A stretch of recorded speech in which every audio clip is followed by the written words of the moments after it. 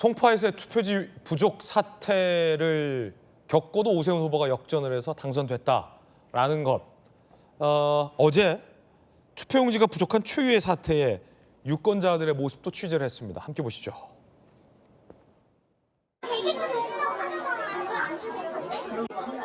지금 전부터 대기표 주신다고 하셨는데 대기표 주세요.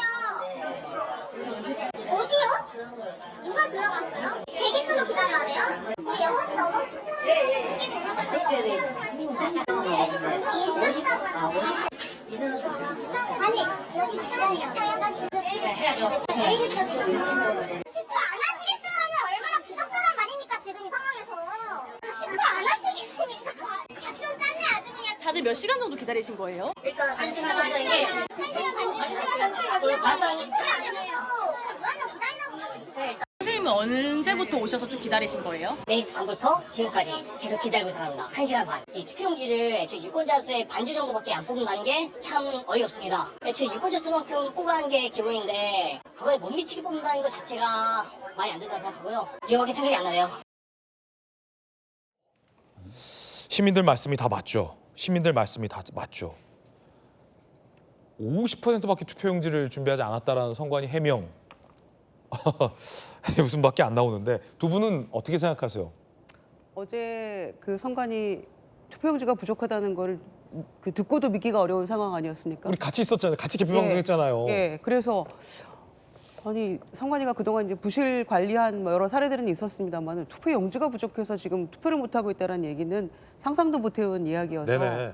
더 황당했고요. 특히 선거관리위원회가 하는 일 중에 하나가 국민들의 투표 참여, 촉구, 어떻게 하면 투표율을 높일까 이런 것들도 하는 업무 중에 하나란 말이에요. 그런데 지난 선거 대비 투표율이 그에 못 미칠 것 같아서 준비를 덜 했다? 이게 어떤 식으로든지 이거는 그 면피가 안 되는 얘기라고 저는 생각합니다. 있을 수 없는 이야기고요. 그래서 이거는 이제 근데 또 한편 생각하면요. 어제 이 상황이 터졌을 때 국민의힘에서 서울시장 선거 무효라고 했단 말이에요. 네. 재선거하자고 했단 말이에요. 그런데 이제 오세훈 후보가 이제 역전해서 이런 상황이 되고 보니까 아마 이제 그 얘기는 안 하겠죠. 안 하죠 이제. 예, 안 하겠죠. 그런데 선관위가 정말로 국민들로부터 신뢰받는 어떤 기관으로 거듭나려면 이 문제, 이 선거 다 개표 끝나고 나서는 원인 규명부터 그 과정이 어찌했는지부터 향후 어떻게 이걸 재발 방지할 것인지부터 명확하게 설명하고 대책을 세우지 않으면 영원히 그 신뢰로부터 신뢰를 회복하기 참 어려워질 것 같다는 생각이 들어요. 그렇죠. 이건 선거 결과와 별개의 문제를 예. 지금 저희들이 지적하는 겁니다. 네, 그래서 정말 상상하지도 못했던 일이고 그리고 사전투표율도 계속 올라갔고 한데 네. 어떻게 투표용지를 준비를 그 제대로 못 해가지고 네네. 또 대기표 받아가지고도 지금 돌아가신 집으로 귀가하신 분들 중에 투표가 다 됐는지 그 여부도 명확하게 지금 밝혀지지 않고 예. 있단 말이에요. 그러니까 전후 사정을 명확하게 규명해서 이거는 제대로 밝혀야 된다고 생각하고요. 선관위에서 상상할 수 있는 모든 범죄의 어떤 이런 관리의 문제점 이런 것들은 정확하게 짚어서 따져야 할 것 같고 국회에서도 행안위 차원에서도 이 문제는 명확하게 좀 짚어야 될 것 같다는 생각이 듭니다. 선거 결과와 무관하게 선관위의 이번 사태는 짚어야 한다라는 지적에 공감을 하고요. 선관위 사무총장의 어제 입장 한번 들어보시죠. 일부 투표소의 투표용지 부족으로 국민 여러분께 큰 혼란과 심려를 끼쳐 드렸습니다.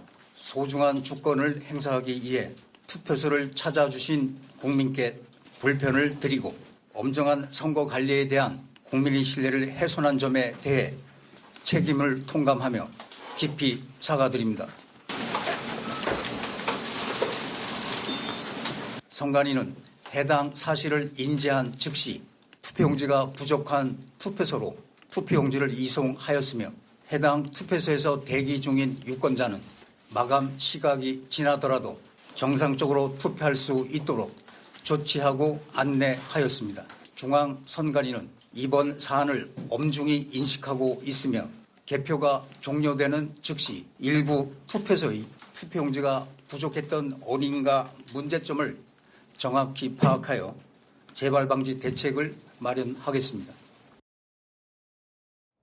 자, 선관위에서는 송파구 유권자의 50%만 투표용지를 준비했다는 해명을 했는데 제 아는 분은 무슨 투표용지가 두쪽 크냐, 어떻게 품절이 될 수 있냐 이런 강한 비판을 또 하기도 하셨거든요. 성치훈 대변인 어떻게 보십니까? 어처구니가 없는 일이 발생했습니다. 어처구니가 없는 일이다. 지금 1995년 전국 동시지방선거를 시작한 지 31년째가 됐죠. 네네. 그리고 91년에 일부 재개가 됐었어요. 광역은 기초의원 정도의 선거가 재개가 됐었기 때문에 지방자치 역사가 지금 36년이 되고 있습니다. 근데 유권자의 수준은 나날이 높아지고 있습니다. 저는 이번 선거 결과 중에 또 특이하게 좀 지켜볼 만한 부분들이 아까 우리가 서울시장 선거도 보지 않았습니까? 오세훈 후보가 이긴 곳에서 구청장은 민주당이 된 곳도 있고요. 반대로 정원호 후보가 이긴 곳에서 구청장은 국민의힘 후보가 된 곳도 있습니다. 바람직한 현상이네요. 서울시의 유권자들이 줄 투표를 하는 게 아니라 인물을 보고 그 지역의 상황에 맞게 투표를 하는 유권자의 수준이 높아지고 있다는 거죠. 그렇군요. 근데 중앙선관위의 수준은 왜 낮아지고 있습니까? 이런 유권자의 수준에 맞춰서 더 높은 투표율을 만들 수 있도록 하고 투표에 대한 선거에 대한 신뢰를 높여줘서 더 많은 유권자들이 찾아오도록 해야 되는데 이런 식의 부실한 선거 관리 이러니까 지금 또 어젯밤에 이 부실 선거를 넘어서 부정 선거론자들이 또 뛰어갔다고 하잖아요. 네. 저는 부정 선거 관련해서 이제 국민의힘이 단절을 했다고 보기 때문에 그런 것들이 다시 한번 또 여지를 마련해 준 것, 대한민국의 이 선거에 대한 신뢰 시스템을 다시 한번 흔들리게 한 것, 이거에 대해서 엄청나게 심각하게 받아들여야 됩니다. 어제 선관위가 뭐 책임을 통감합니다. 아니요, 이분들은 저는 그 필요에 따라서는 사법적 처벌까지 받아야 되는 아주 중대한 범죄를 저질렀다고 보고요. 이런 부실한 행위를 한 사람들에 대한 처절한 이 심판 이런 것들이 있어야 되고 저는 그리고 장동혁 지도부도 그렇고 민주당도 그렇습니다. 장동혁 지도부는 아까 살짝 얘기가 나왔습니다만 어젯밤 9시 30분에 분명 서울시 선거 전면 재선거해야 된다고 말을 했는데 아마 입장 바꿀 겁니다. 하지만 민주당은 입장 바꾸지 않습니다. 민주당은 그때도 전면 재선거는 일고의 가치가 없다. 아마도 그 부실한 그 문제가 있었던 투표소에 한해서 재선거가 필요하다면 저는 있을 수도 있다고 보거든요. 그렇죠. 왜냐하면 그 선거구는 만약에 선거 결과가 어떻게 나온지 모르겠습니다만 아마 기초의원 선거나 이런 것들이 정말 수십 표 차이로 뭔가 당락이 바뀌었다. 뭐 이런 게 문제가 있다면은 거기는 진짜 재선거를 해야죠. 그러니까 그런 것들을 다 따져보고 해야 되는 거기 때문에 저희는 그때도 이런 거 다 따져보고 해야 된다라고 말씀을 드렸는데 장동혁 지도부는 뭔가 장동혁 대표는 그냥 서두르면서 뭔가 이거 다 전면 재선거한다 이렇게 하지 않았습니까? 또 말 바꿀 건데 앞으로도 이런 일이 있을 때 좀 더 신중하게 좀 더 너무 정쟁화시키지 않기 위해서 국민들이 혼란을 키우지 않기 위해서 어떻게 해야 될지에 대해서 정당 대표로서 좀 고민했으면 좋겠다라는 말씀을 드리고요. 선관위는 어떻게 해야 될지 정말 답이 없는 것 같습니다. 저는 네.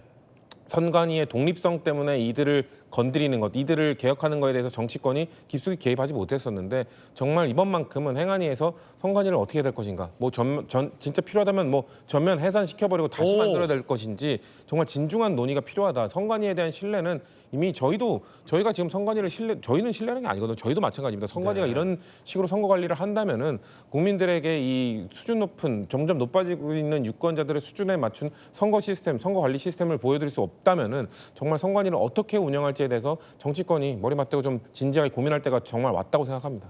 이게 논란이 거셀 수밖에 없는 게 시민분들이 분노할 수밖에 없는 상황이 공교롭게도 투표소가 용지가 부족한 투표소들이 다 오세훈 후보 강세 지역입니다. 예를 들어 총 14곳인데 송파 12곳, 강남 1곳, 광진 1곳이잖아요. 다 오세훈 후보 강세 지역이잖아요. 송파구 잠실 이동 6투표소 볼까요? 2022년 지방선거 다신 오세훈 후보가 75.4% 득표했고 이번에도 여기서 이겼어요. 송파구 잠실 7동 제2투표소 오세훈 81.08% 득표했던 것이고요. 이곳도 이겼어요. 자, 송원석 원내대표 이런 말 할 수밖에 없죠. 묘하게도 우리 당 지지세가 강한 곳에 투표용지가 부족하다? 투표용지가 부족해서 투표가 중단되는 초유의 사태가 발생했는데 선관위가 뒤늦게 나와서 해명하는 걸 보니까 이 지역은 저희가 절반 50%밖에 투표용지를 준비 안 했습니다. 10시까지 문 열면 되지 않을까요? 이런 소리나 하고 있으니 시민분들은 분노할 수밖에 없죠. 분노하는 시민들을 다 부정선거 음모론자로 치부해서는 이번 일은 안 될 것 같습니다. 선관위의 잘못이 워낙 크다는 얘기죠. 공교롭게 왜 50%밖에 무슨 뭐 박앤세일이에요? 50%밖에 투표용지를 준비 안 한 이유가 뭡니까? 지금 이 송파구 관계자들의 증언에 따르면 이미 오후 1시에 투표용지 모자랄 것 같다라고 선관위 측에 경고를 했다는 거예요. 그런데도 불구하고 4시가 되도록 투표용지가 안 왔다는 겁니다. 시민분들 분노할 수밖에 없죠. 아니, 저는 50% 기준이 뭔지를 모르겠어요. 지난번 지방선거 때 역대 가장 낮았습니다. 그때가 50.9%였어요. 지난 지방선거 때보다도 지금 더 더 낮게 50을 준비했다는 용지를 준비 안 했다는 얘기잖아요. 이해가 안 되는 거고요. 이해가 안 되죠. 역대 지난번 작년 대선 때 투표율이 79.4였습니다. 예. 그럼 최소한 80% 준비해 놔야 되는 거 아니겠습니까? 아니 100% 준비해 그러니까 놔야죠. 상식이에요. 그런데 얼마 한다고? 표 용지가 부족했다는 것은 정말 어디다 이야기할 수 없을 정도로 창피한 노릇이고요. 저는 기본적으로 이제 음모론이랑은 전 믿지는 않습니다. 그런데 네. 묘하게도 방금 앵커 말씀하신 것처럼 오세훈 시장이 과거 선거에서 압도적으로 득표했던 지역에서 저런 사건이 벌어지니까 사실 음모론은요. 작은 사실을 시작을 합니다. 작은 사실은 맞을 수가 있어요. 그런데 그게 증폭되면서 왜곡되면서 음모론이 생기는 거거든요. 그런데 음모론이 생길 수밖에 없는 토양을 만들어 준 겁니다. 선관위가. 그런데 지금 저는 선관위가 현재 선관위 구조가 좀 잘못됐어요. 왜 잘못됐냐? 선관위원장, 지역위원장이 법관들이 합니다. 법관들이 돌아가서 합니다. 좀 그 선관위원장님들한테 죄송하지만 뭐 열심히 하신 분도 계시겠지만 상당수가 크게 책임감이 없어요. 선관위 직원이라는 개념이 없습니다. 법관들이 선관위원장을 돌아가면서 하다 보니까는 내가 그냥 돌아가면서 임기 채우면 나오면 끝나지 하고 이분들 그럼 재판에서 열어야 되냐? 아닙니다. 재판하시는 분들입니다. 그렇기 때문에 선관위원장, 지역선관위원장, 특히 중앙선관위원장도 대법관 중에 한 분이 하시는 네네. 거죠. 이 문제부터 우리가 짚고 넘어가야 되는 겁니다. 여러분들 선관위에서 주요국에 선관위 직원이 파견됐다면 어떻게 생각하시겠습니까? 파견돼 있습니다. 선관위가 지금 저는 그 전부터 그걸 지적해 왔었는데 선관위 직원들 해외까지 파견됐다? 그게 가능한 이야기인가? 그게 타당한 이야기인가? 이런 생각을 해왔었거든요. 그런데 지금 선관위가 조직 늘리기에는 굉장히 애써왔지만은 조직을 세밀하게 운영하는 데서는 실패했다. 이런 생각을 하고요. 지금 기본적으로 선관위의 운영 시스템에 대해서는 다시 한번 점검을 하지 않으면은 부정투표론의 부정선거의 원상이 선관위 될 수밖에 없습니다. 왜 빌미를 만들어 줍니까? 그래서 선관위 부분은 이번 선거 끝나면은 그 전부터 이야기가 계속 돼 왔었습니다만은 정치적 공방으로 끝났어요. 그렇지만 이번만은 정치적 공방이 아닌 진정한 선관위의 개혁 문제를 정치권 또는 모든 국민들이 머리를 맞대고 논의를 해야 되지 않을까 싶습니다. 자, 오세훈 후보 당선인이죠. 당선 인사 저희가 취재진 나가 있습니다. 생중계해 드리겠습니다.